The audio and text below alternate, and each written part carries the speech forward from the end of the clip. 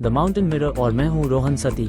आज हम बात करेंगे एक ऐसे मुद्दे की जो उत्तराखंड के हर गांव, हर घर की कहानी बन चुका है। पलायन, बेरोजगारी और पहाड़ के बेटों की अधूरी जिंदगी। जहां कभी खेतों में रौनक थी, आज वहां सन्नाटा है। जहां कभी शादियों की शहनाई बजती थी, आज वहां मकानों पर ताले लटक रहे हैं।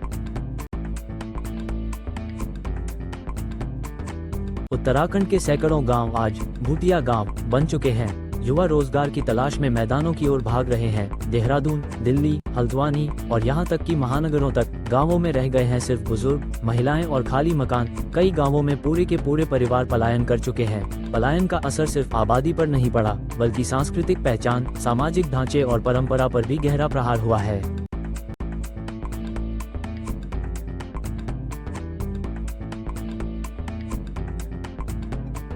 पलायन का सबसे बड़ा कारण है बेरोजगारी। पहाड़ में पढ़े लिखे युवाओं के पास नौकरी नहीं, खेतों में सिंचाई नहीं, उद्योग नहीं। सरकारें आईं और गईं, लेकिन रोजगार के नाम पर सिर्फ वादे हुए।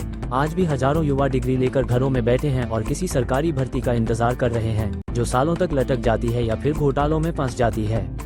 पलायन और बेरोजगारी का असर अब शादियों पर भी दिख रहा है। पहाड़ की लड़कियां शादी के लिए योग्य वर नहीं पा रही, क्योंकि गांवों में युवा बचे ही नहीं। जो हैं, उनके पास रोजगार नहीं है, स्थिर भविष्य नहीं है। कई लड़कियां योग्य उम्र निकल जाने के बाद भी अविवाहित रह जा रही हैं। माता पिता चिंता में हैं, समाज चुप है। ये सिर्फ सामाजिक नहीं, बल्कि आर्थिक और मानसिक संकट भी है।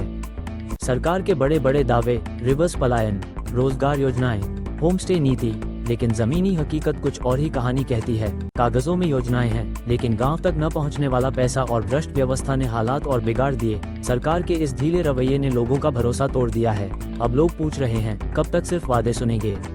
फिर भी कुछ युवा वापस लौट रहे हैं, खेती, पर्यटन, जैविक उत्पाद, मधुमक्खी पालन और लोक संस्कृति से जुड़कर। लेकिन जरूरत है नीति और नियत दोनों की। अगर सरकार सच में चाहे तो पहाड़ के युवाओं को घर के पास ही रोजगार दे सकती है, ताकि न कोई घर खाली हो और न कोई बेटी अकेली रह जाए। ये थी पहाड़ की सच्ची कहानी, पलायन, बेरोजगारी और अधूरे सपनों की।